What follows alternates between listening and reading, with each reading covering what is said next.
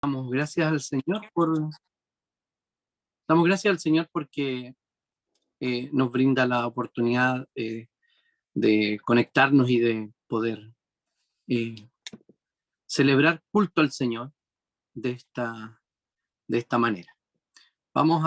Les voy a invitar a que abran su Biblia en el capítulo 38.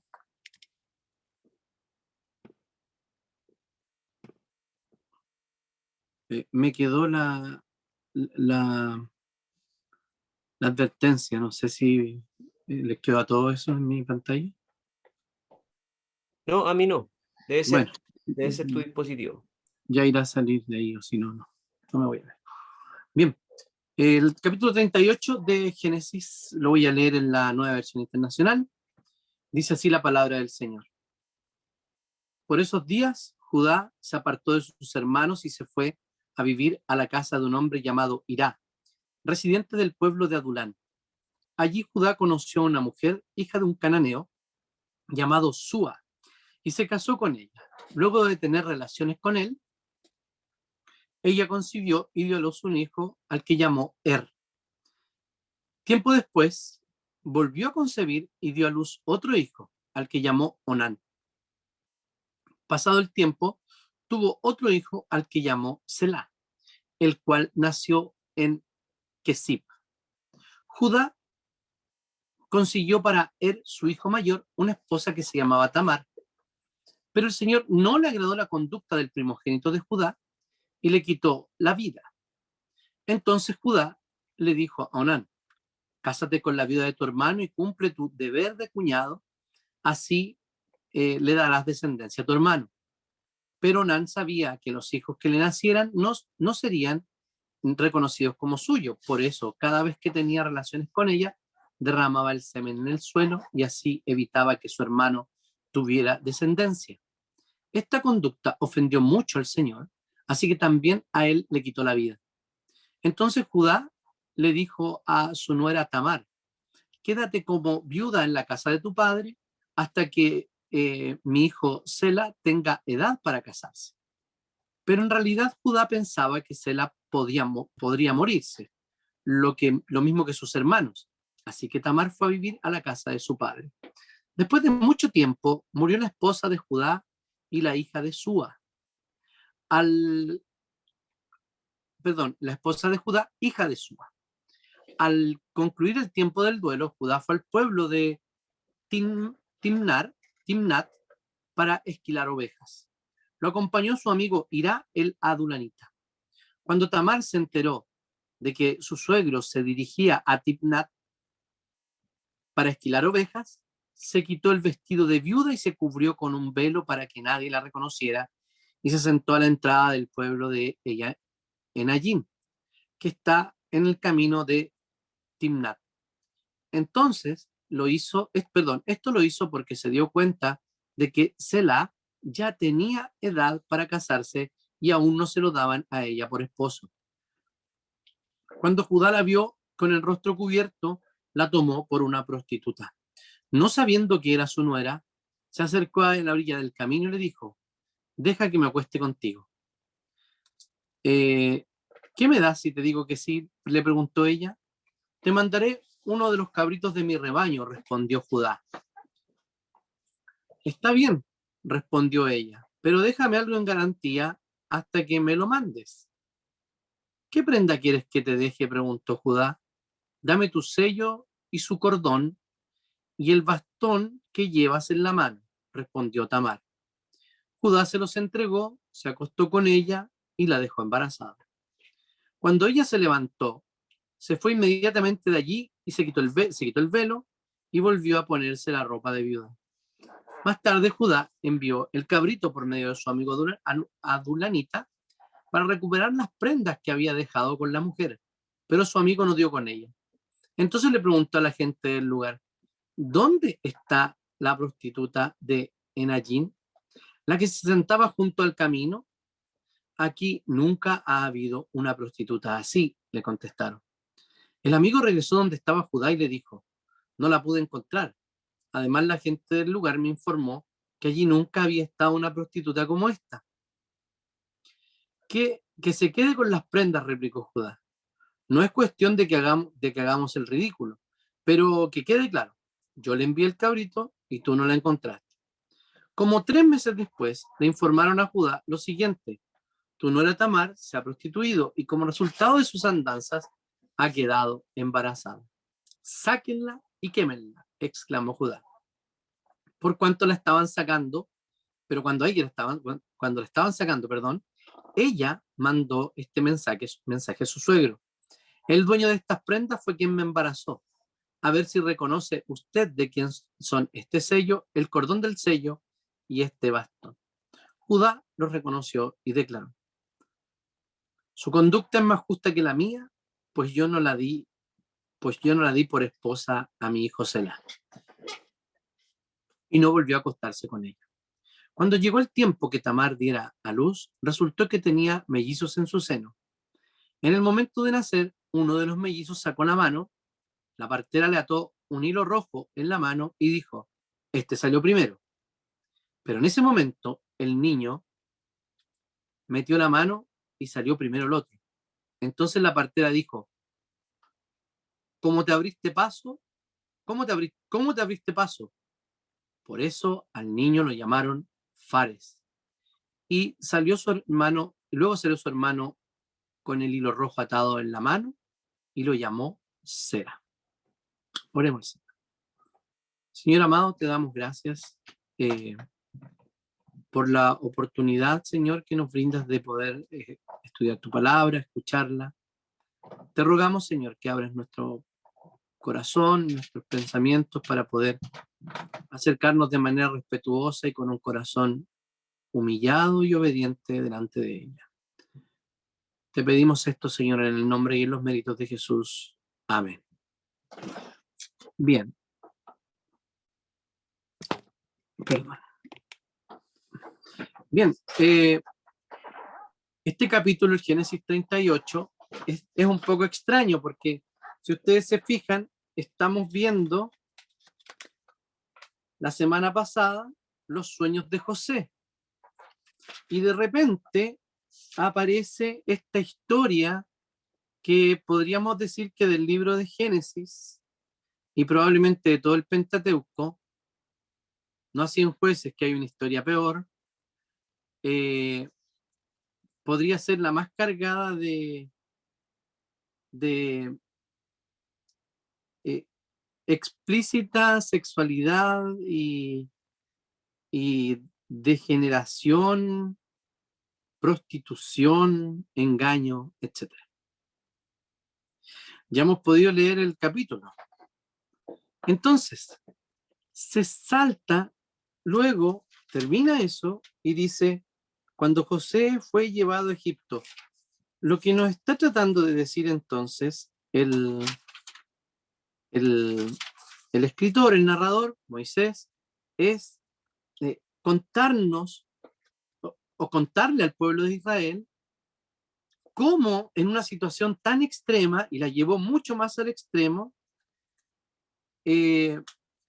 a pesar de esa situación extrema, el Señor seguía cuidando a su pueblo y seguía cuidando de la promesa. Recuerden que el tema principal aquí es la promesa que Dios ha hecho a los israelitas de llevarlos a una nueva tierra, y ellos estaban en ese propósito cuando estaban recibiendo estas palabras. Entonces, en una historia cargada de egoísmo, engaño, también podemos encontrar redención. Ellos escuchaban este relato y se podían dar cuenta que Dios cumple el plan. Saben que no a pesar de, sino incluso a través del egoísmo, el engaño y la desobediencia. Veamos un poco cómo el Señor nos muestra por medio de su palabra, cómo Él mismo resguarda la simiente, la venida del Redentor por personas que son realmente reprochables y con actos pecaminosos y absolutamente reprochables. El Señor venía a salvar a los que estaban perdidos. Y la simiente se abrió paso por ese camino, por el camino de aquellos que no merecen la salvación. Vamos a ver este sermón llamado Judá y Tamar, una historia de egoísmo, engaño y redención. Vamos a ver 3 actos, ¿ya? El primer acto trata del egoísmo, el segundo del engaño y el tercero de la redención. Vemos la primera escena de este acto, que va el primer acto del capítulo 1, al versículo 1, al versículo 11, donde podemos ver que donde se da todo el contexto de cómo y por qué se eh, llega a este punto de negarle el hijo que le correspondía a la viuda que era Tamar. Entonces, la primera escena de egoísmo que vemos es la escena de su hermano.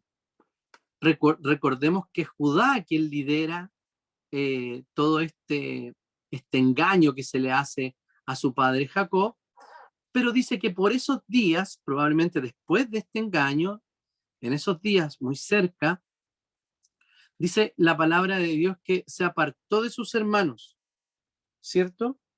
Pero el hebreo lo traduce como bajó de sus hermanos. Y eso es muy curioso, es como salirse, es como salirse del plan, es dejar la familia, es bajarse de un lugar donde yo había sido puesto y luego busco mi propio camino. Está tomando el liderazgo, como dije anteriormente, y parece que a él no le importaran las promesas de Dios. Y dice, vendamos a nuestro hermano, lidera la mentira, no le importa absolutamente ninguna consecuencia. Y sí los actos que tienen consecuencias. Esto es el liderazgo que Judá lograba entre sus hermanos, o el resultado de su liderazgo. Era la pérdida de un hermano y el dolor de toda la vida de su padre.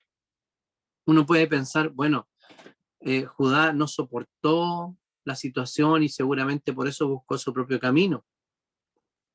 Lo más probable es que él no lo haya hecho por eso, sino simplemente porque él era un desobediente empedernido y que no quería ver más a su familia, no quería ser más parte de esa promesa, no quería ser más parte de esa, de esa familia que estaba probablemente cayéndose a pedazos, no lo sé. Pero él no quería estar allí, él bajó de sus hermanos y se fue a vivir con un adulamita. Él lo que hace es seguir los pasos de su padre Esaú. Él no se casa con una pariente, sino que se casa con una cananea. José había sido expulsado a la fuerza de su casa, de su padre y de sus hermanos. Pero Judá voluntariamente se va de la casa de su padre, se aleja de sus hermanos y comienza a ser amigos cananeos. Ese es el acto de desobediencia. La familia del pacto de Dios deja la familia del pacto de Dios para confraternizar con el enemigo. Abandona a quienes son los suyos y se va para vivir una vida tan distinta a la que él sabía que tenía que vivir. Fue a los cananeos y allí encontró lo que él no creía que encontraba entre los suyos. Pero siempre cuando nosotros intentamos buscar algo que podemos solo encontrar en Dios o en el pueblo de Dios, vamos a sufrir experiencias como las que sufrió Judá. O sea, total y absoluta decepción. Porque la pertenencia, porque el gozo, la paz, que anhelamos en el corazón, no la encontramos con los cananeos. La encontramos en Jesucristo. No la encontramos en prácticas paganas. La encontramos en prácticas que alaban a Dios. No la encontramos en ideologías de este mundo. No. La encontramos en la palabra y en la verdad de Dios. Todo esto termina por derrumbarse. Termina por vencerse. Porque aquello que creemos que no encontramos entre los nuestros siempre lleva a sufrimiento y a fracaso y a decepción. A pesar de que Dios utiliza también todos esos medios, ¿para qué? Para cumplir su plan. El plan era traer a Jesucristo y lo cumplió. Con nosotros, construir la imagen de su Hijo. Pero pareciera que nos gustara desobedecer para sufrir. A Él no le importan las promesas del Señor.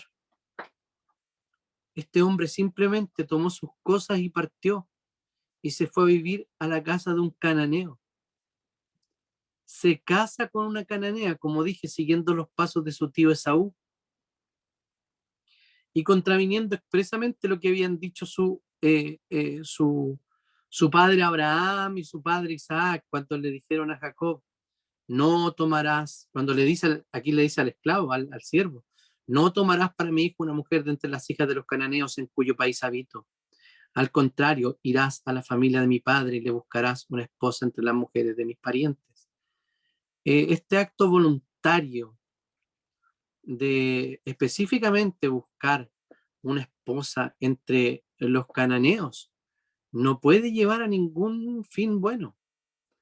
Varios de los que están escuchando cometieron ese pecado y esa desobediencia, algunos por ignorancia, otros directamente contraviniendo los consejos de su padre, de sus pastores, etcétera, y otros, como dije, por ignorancia, de tomar mujer u hombre de entre las familias de los cananeos. El Señor ha sido misericordioso con nosotros, porque muchos de ellos han llegado al Evangelio. Otros de nuestros hermanos y hermanas siguen orando para que su esposo, su esposa, rindan su corazón a los pies de Jesucristo.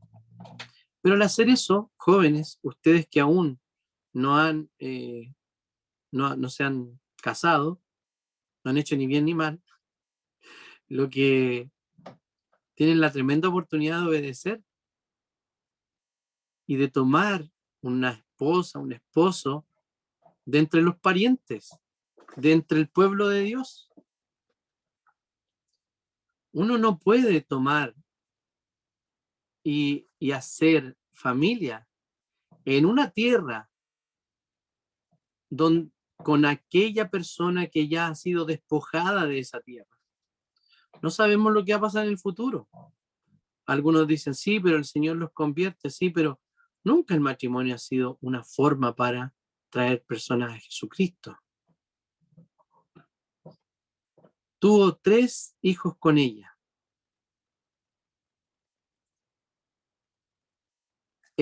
Onán y Selá. Judá entonces, con esta actitud rebelde, sale del plan de Dios.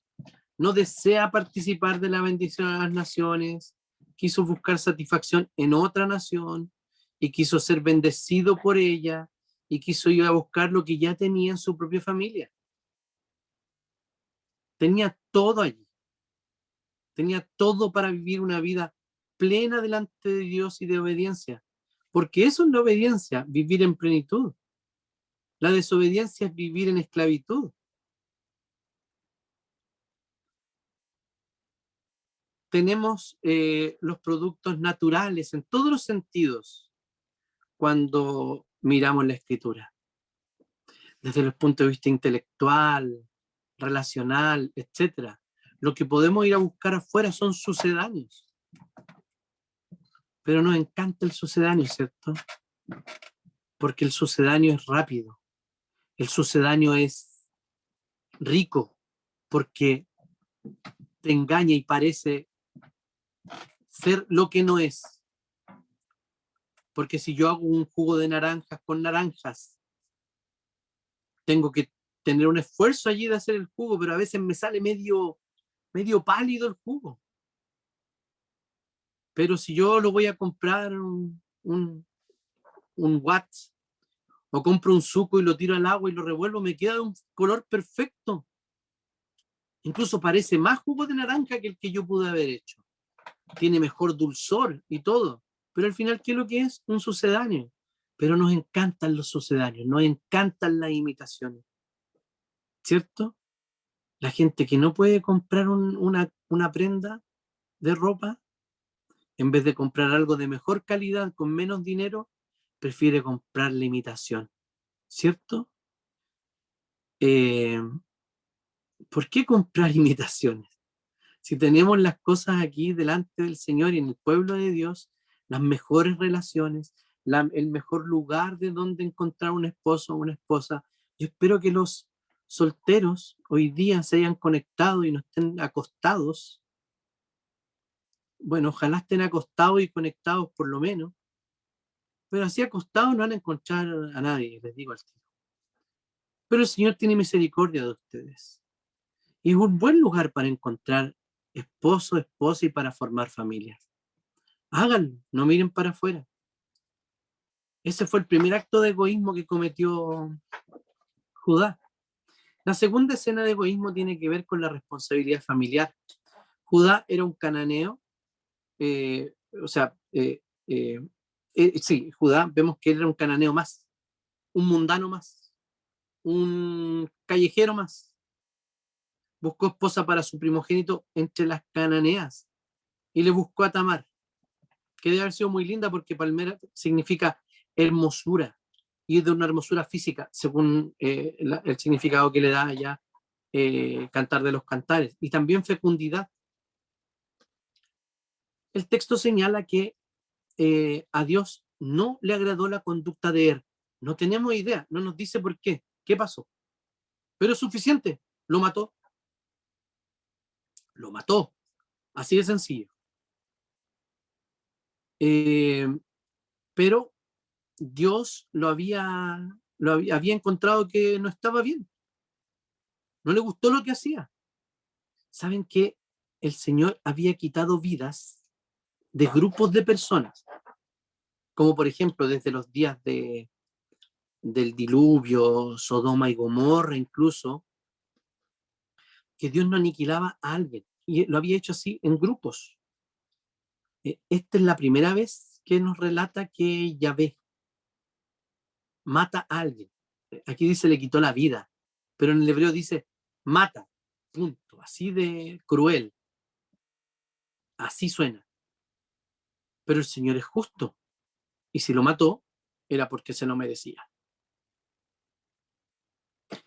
El Señor vino a morir y que lo mataran para no matar más.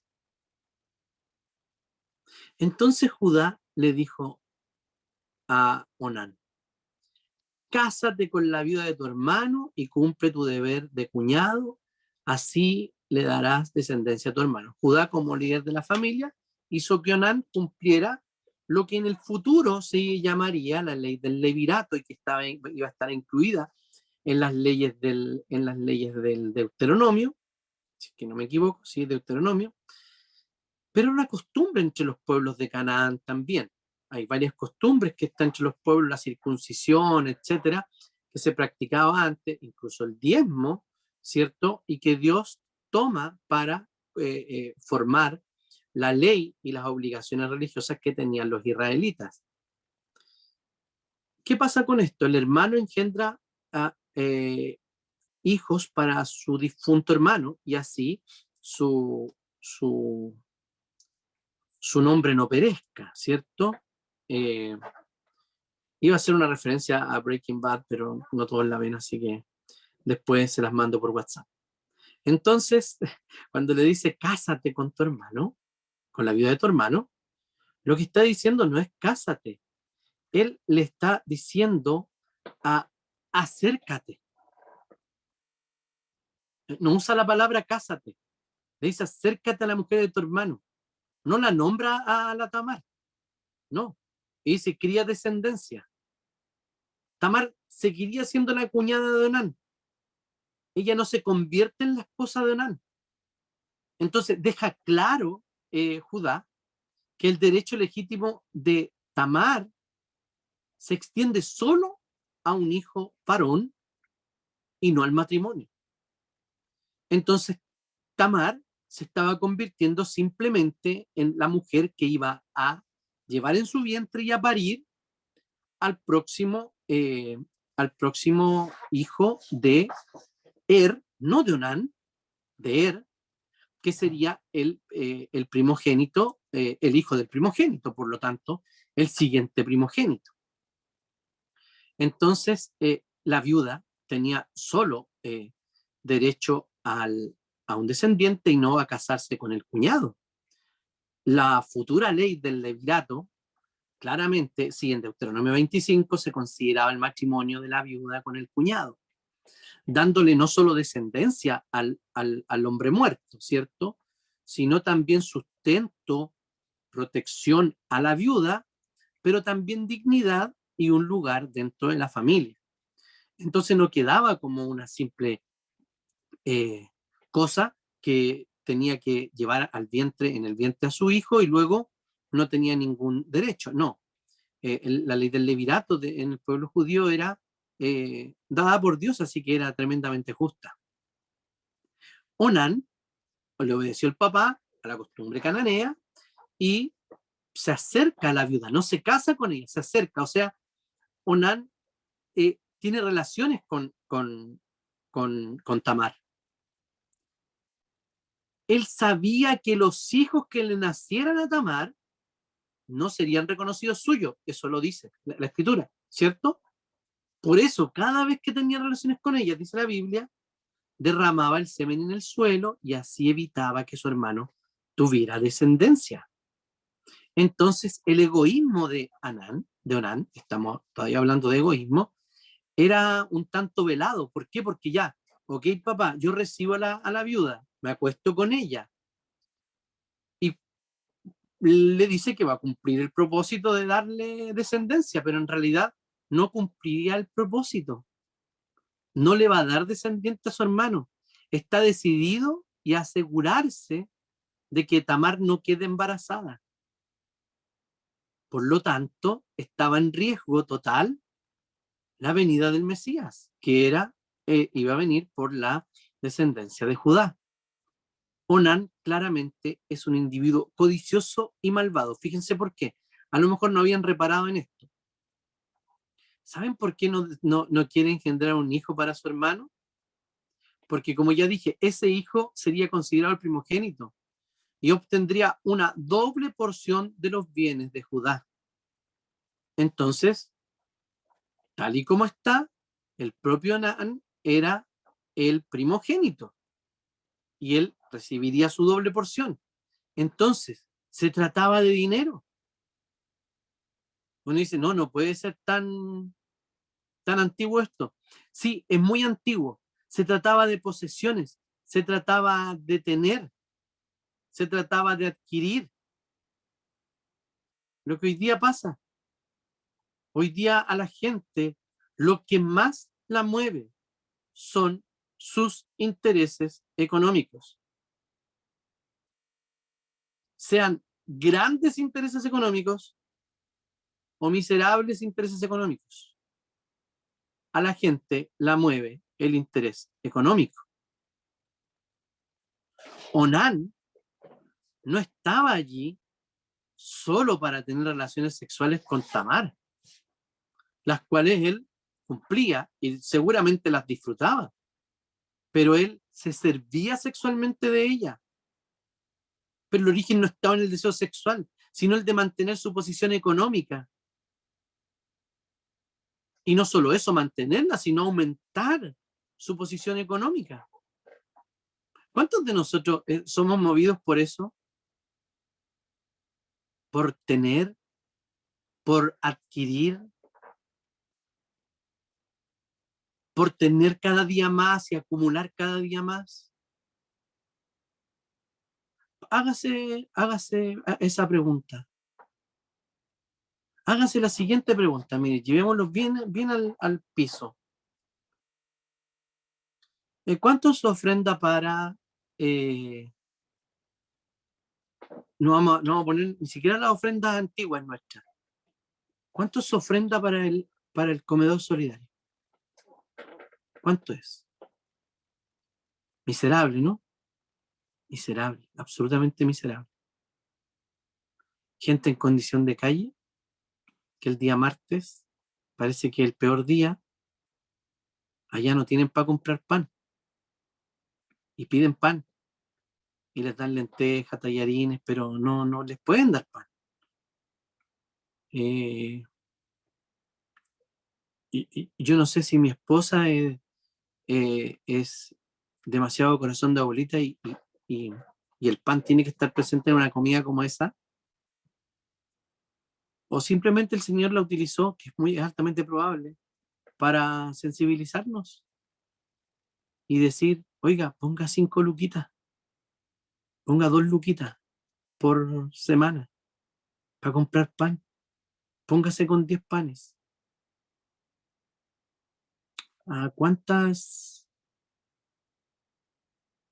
¿De cuántas fundaciones socio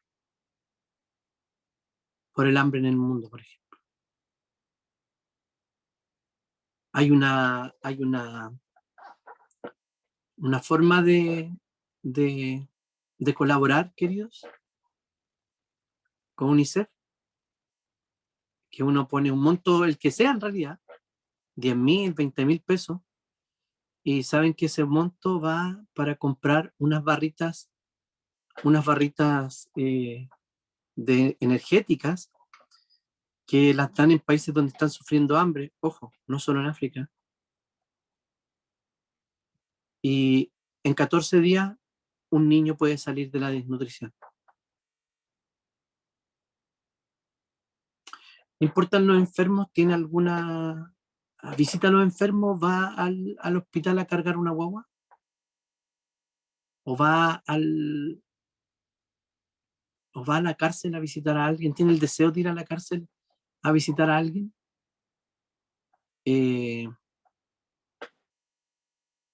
Se me ocurre algo más. Cuando la gente pasa por fuera de su casa, ¿qué hace? Pero es súper fácil ver el egoísmo en otras personas. Mírese al espejo. No se mire al espejo. Porque ahí va a encontrar algo bueno en usted. Mire la Biblia. ¿Cuán egoísta ha sido? Con los que tiene a su lado. Con el tiempo para sus hijos, para su esposa. ¿No les parece que ya basta de, comillas, bajar de sus hermanos, alejarse de sus hermanos y volver a tener una relación íntima con el Señor y con la iglesia? Onán, como dije, se servía sexualmente de Tamar, quien debe haber sido seguramente muy hermosa, pero él no la reconocía como una persona, una viuda, sin hijos, utilizada sexualmente y socialmente por su cuñado. La escritura, fíjense que no oculta el abuso hacia esta mujer, ni la debilidad de los líderes que tenían en ese minuto. Pero Dios de nuevo se hace cargo y dice, esta conducta ofendió mucho al Señor, así que a él también le quitó la vida. Segundo, Tamar una vez más estaba viuda y una vez más estaba sin descendencia. O sea, imagínense, todo pendía de un hilo. De nuevo, ¿Le ha pasado que le ha llovido y luego le llueve sobre mojado? Bueno, multiplíquelo por 1000 en el contexto donde vivía ella. Así fue. Y le llueve sobre mojado. La tercera escena de egoísmo es que Tamar es devuelta a su casa. La devuelven con el siguiente pretexto. Oye, mira, cuando mi hijo Selah tenga edad, yo te lo doy, te lo prometo, y te casáis con él y ningún problema. Va a ser tu esposo y va a tener descendencia y el nombre de mi hijo él va a estar representado, etcétera. No va a morir ahí con él. Lo que estaba haciendo en realidad era salvar a su último hijo, porque para él Tamar era yeta, o sea, era una mata hombre, una viuda negra. No sé qué pensaba Judá supersticiosamente. Él no creía que el Señor los había matado porque eran malos, sino le estaba echando la culpa a Tamar, quien había sido hasta el momento una víctima de la situación. A ella la eligieron como esposa y feliz seguramente se casó con él. Pero un hombre malo y Dios lo mató. Después el otro era más malo y el Señor de nuevo lo mató. Pero no, Judá le dice, quédate como viuda en la casa de tu padre hasta que mi hijo Selah tenga edad de casarse. Pero en realidad, Judá creía que podía morirse, lo mismo que sus hermanos. Así que Tamar se fue a vivir a la casa de su padre. Eso dice el texto. Judá, como dije, no ve que el Señor los mató por su propia maldad, por su egoísmo, por la oposición a su plan. ¿Por qué? Porque esto había traído juicio sobre sus hijos y culpa a Tamar. Tamar era una mujer entonces que estaba siendo cada vez más humillada, primero viuda, sin hijos, viuda por segunda vez y seguida sin hijos, usada sexualmente por Onán y a la vista pública él estaba cumpliendo con su responsabilidad familiar, tenía una buena reputación. Ahora su suegro la envía de regreso a la casa de su padre, algo así como un paquete defectuoso, el cual puedes devolvérselo al proveedor, ¿cierto? Tengo derechos del consumidor, tengo 3 meses para devolución. No, aquí eran, no sé, 10 años. Y la devolvieron y la culpaban de todo cuanto había sucedido. El segundo acto es un acto de engaño del 12 al 23. La primera escena de este engaño la vemos mezclada con la escena anterior. ¿Por qué? Porque Judá envía engañada a Tamar a la casa de su padre, porque nunca tuvo la real intención de que se casara con su hijo Selah. Entonces, la esposa de Judá había muerto y ya pasando el duelo, Ira, el amigote de Judá, lo invita a una fiesta. Uno dice, va a esquilar ovejas, pero no, hermano, es como, no sé, el rodeo, la fonda, algo así. Esquilar ovejas no solo era eso, sino que era un carrete, era una juerga. Eh, pero Tamar encontró el escenario perfecto para engañar. Tamar no era una santa, claramente. Y aquí vemos cómo ella utiliza esta situación para salir de la situación donde estaba. Entonces se dio cuenta que Celaya tenía tiempo para casarse y aún no se lo daban en matrimonio. Había crecido él, pero no le daba nada a Tamar. No la llamaba, no la avisaba.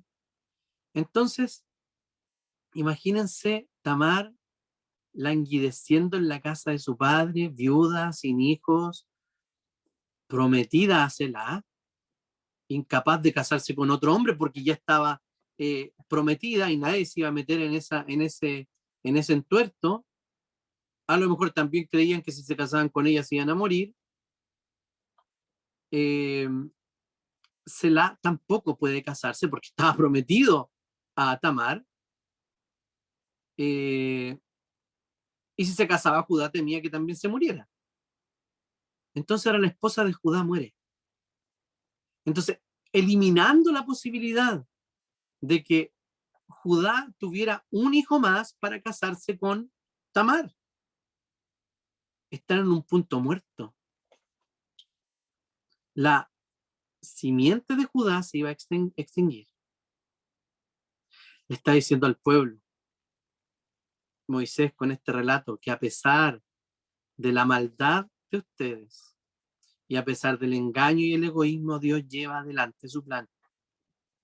Tamar llegó a la convicción entonces que su suegro no quería descendencia para él y decide usar cualquier método para hacerlo, para tener hijos de esa familia que la había rechazado, e inconsciente y providencialmente asegurar también la venida del Mesías. Tamar entonces se disfraza de prostituta, así de sencillo.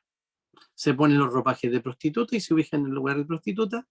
Uno sabe, ¿cierto? Cuando pasa antes yo ponía este ejemplo, cuando uno pasaba por ahí por Vivaceta, era obvio, la calle, la esquina, era un lugar donde había prostitución.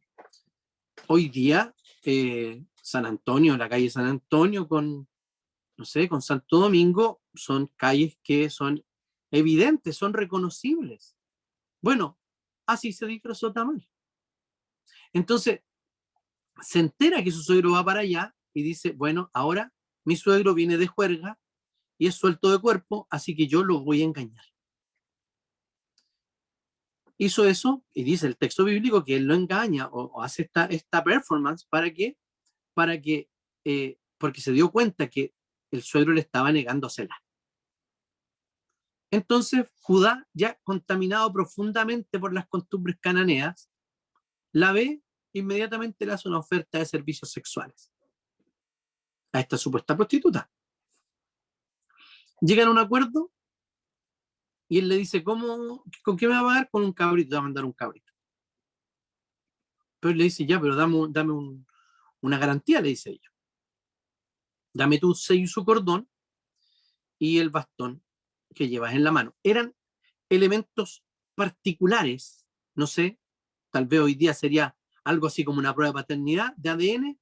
Eso era porque eran elementos que estaban a la vista de todos y eran reconocidamente de la persona que los usaba. Entonces Judá es informado que tal prostituta nunca estaba en la puerta, nunca pudo recuperar las cosas. Él dijo, no importa que las cosas se pierdan, pero ojo, yo mandé el cabrito, tú no la encontraste, él no está. ¿Se fijan cómo él habla? Judá lo que está haciendo en realidad es decir, oye, yo cumplí con mi parte del contrato sexual.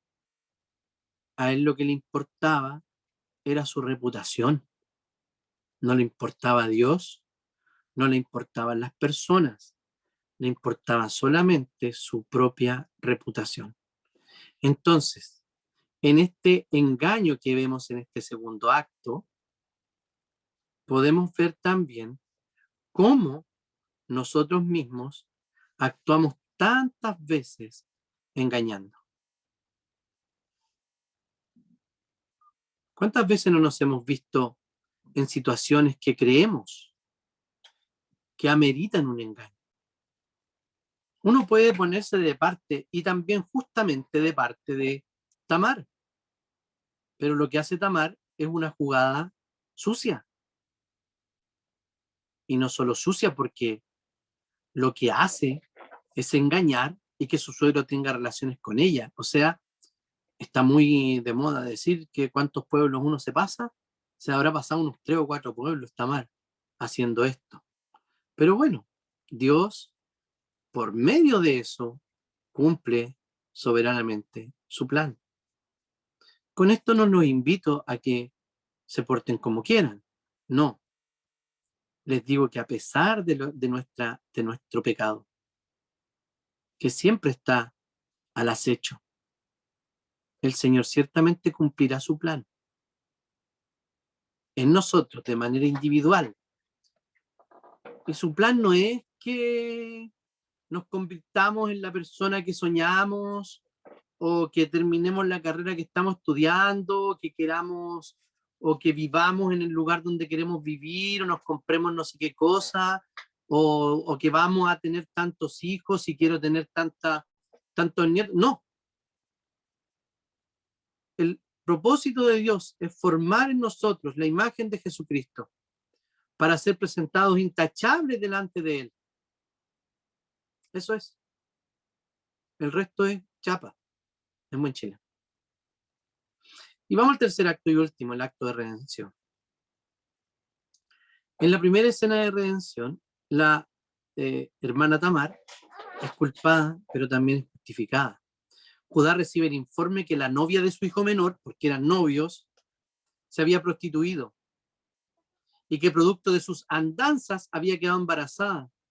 Entonces ahí sale el moral y grandilocuente Judá y dice, porque a él le correspondía administrar la justicia en esa familia, dice, sáquenla y quémenla.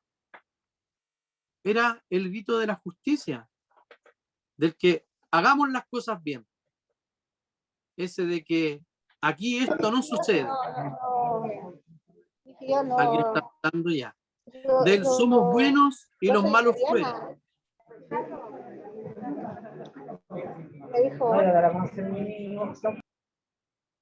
Gracias.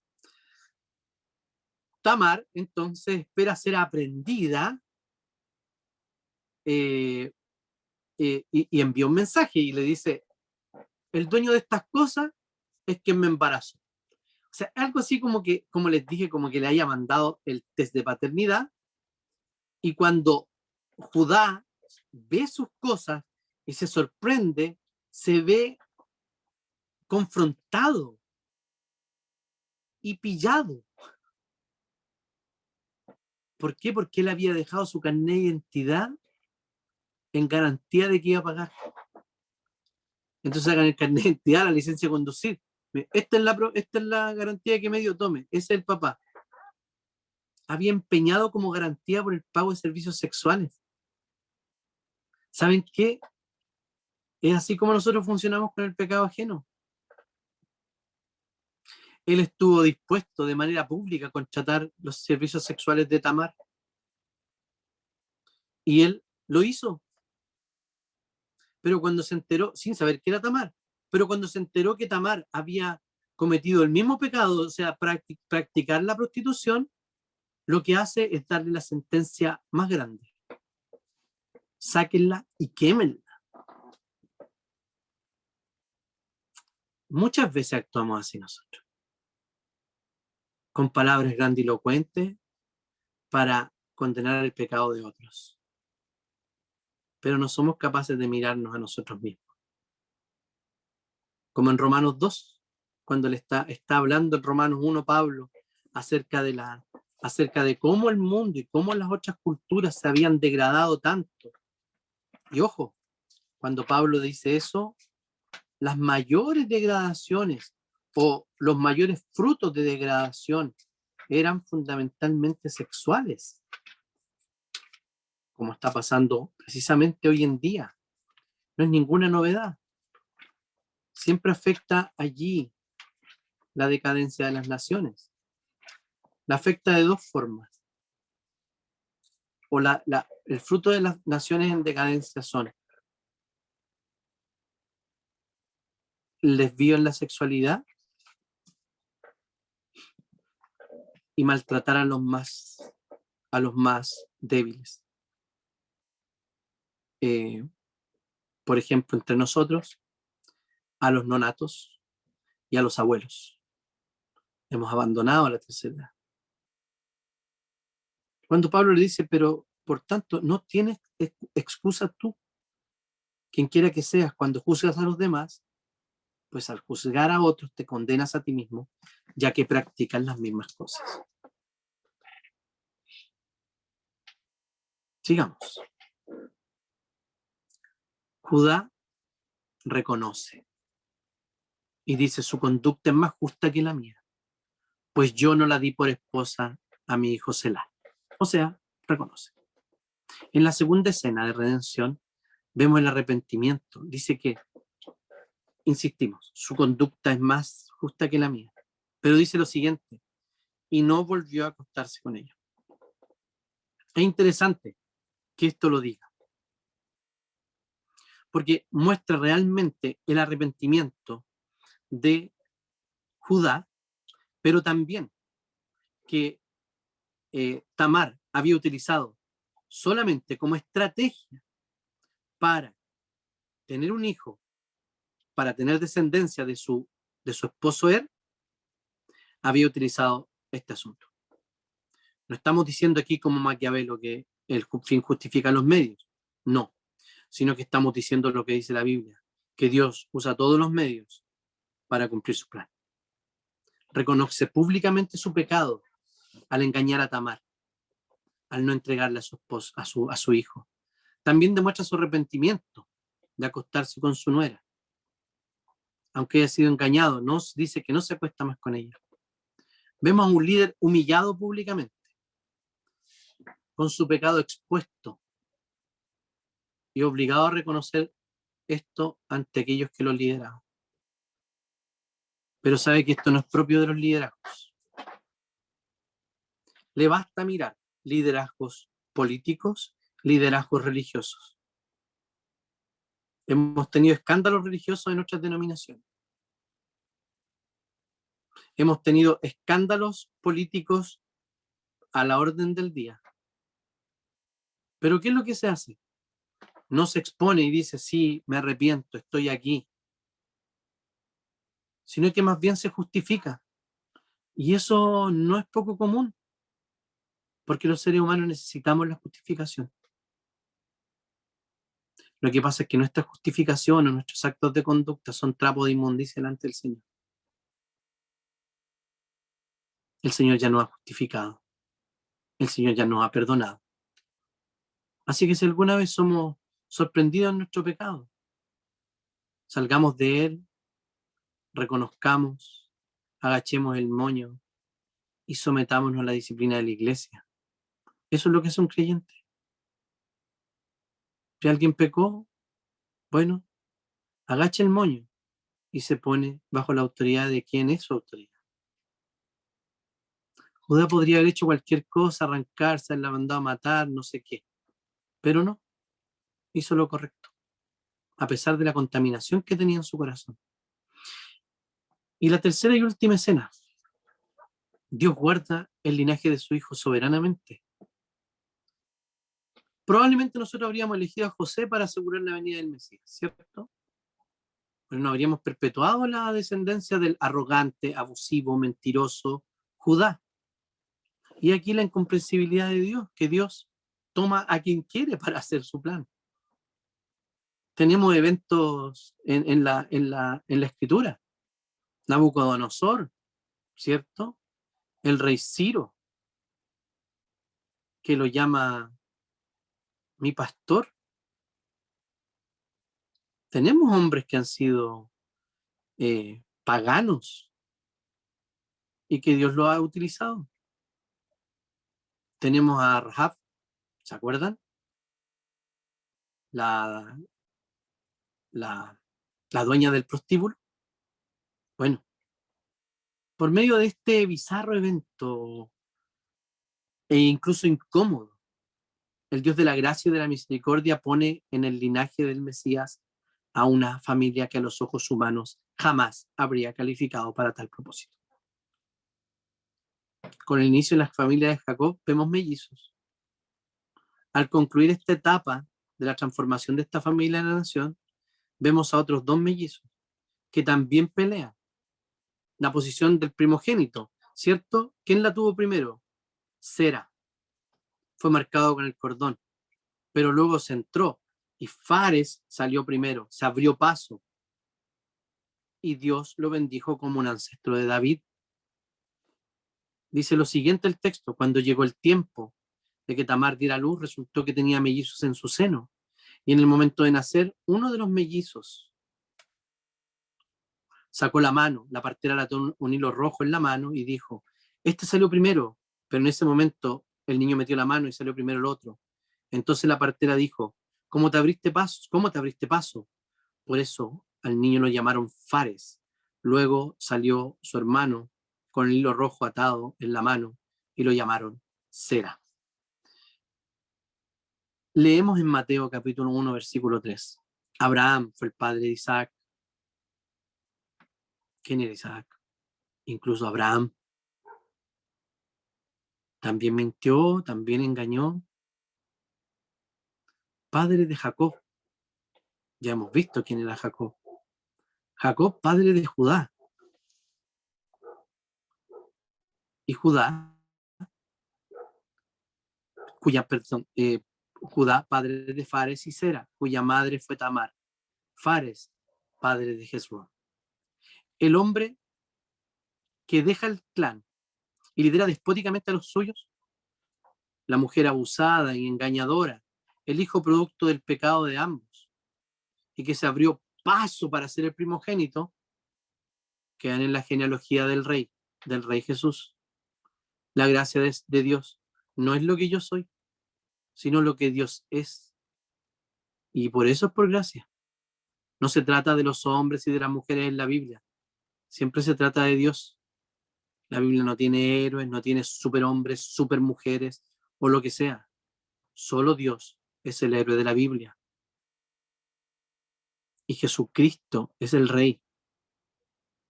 Para que terminemos. El plan de Dios se cumple, queridos, indefectiblemente. En usted se va a cumplir. El Señor va a cumplir su plan de hacerlo cada día mejor y más parecido a Jesucristo. Dios, en su misericordia soberana, decidió en su santo consejo usar hombres y mujeres para llevar a cabo su plan. Hombres y mujeres pecaminosos, pecadores, que nosotros nunca hubiésemos elegido. Querido, si tu vida ha estado marcada por la frustración, el abuso, el dolor, el engaño, el egoísmo, es tiempo de poner todo en las manos del Redentor. Él cambió esas vidas, el Señor también puede cambiar tu vida. Salmo 55 dice: echa sobre Jehová tu carga y él te sustentará. No dejará para siempre caído al justo. Pero también busca la ayuda de la iglesia. Busquen auxilio en la iglesia para aliviar esa carga. Gálatas 6 dice: ayúdense unos a otros a llevar sus cargas y así cumplirán la ley de Cristo. Oremos al Señor. Señor, te damos gracias por tu palabra.